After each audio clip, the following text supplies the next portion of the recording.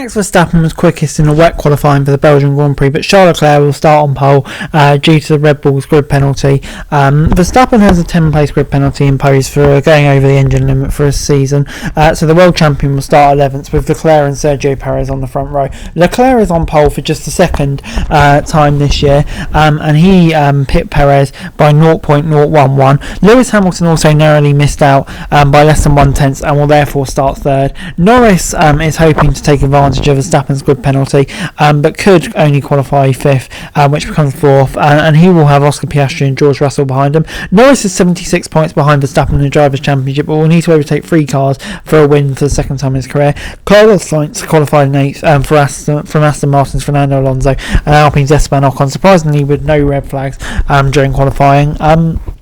I definitely did not expect this weekend. Obviously, with the tricky conditions, we could do something above our expectations, said Leclerc. Without the rain, probably P5 was the position we would be fighting with the Mercedes especially, but with the rain it helped us a little bit. I'm not going to complain. I'm really happy with a lap in Q3, and it's good to be back on the front row on the grid. Now we've got to finalise this tomorrow. It's not the easiest first place to keep the first lap here, but honestly I will see. Every start is different, and then once we'll be in the car tomorrow for Eau Rouge, I will see what the best thing is that I can do. Obviously I'll try to keep the first place. McLaren looked like they would have cars beaten a dry, but they were no match for Red Bull in the rain. The Dutchman was second in Q1, top Q2, and was over half a second quicker than everyone else on his first run in Q3. Perez initially took second, but Leclerc found an incredible lap from nowhere at the very end to snatch pole from the under pressure Mexican, who needs a big result this weekend with his Red Bull future once again the subject of speculation. Perez only just sneaked through Q2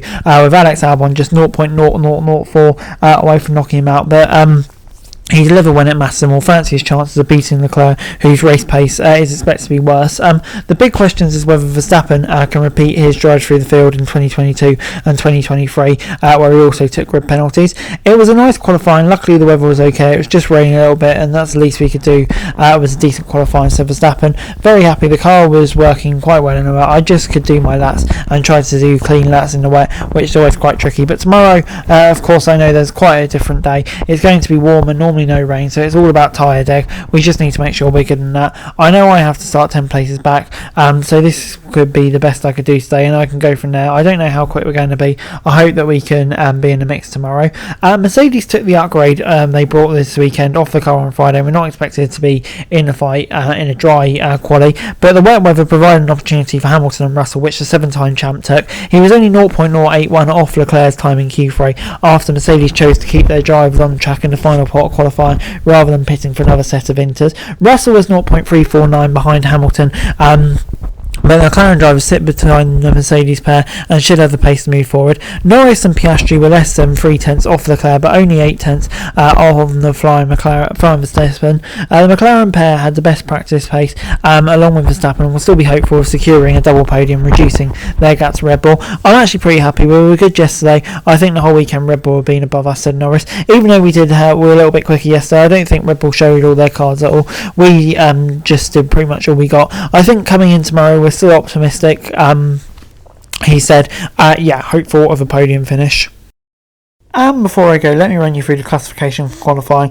Max Verstappen coming out on top. It kind of like the good old days of 2022-23 where he was just dominating. The rest had no answer. Leclerc in second. I think, decent job for him.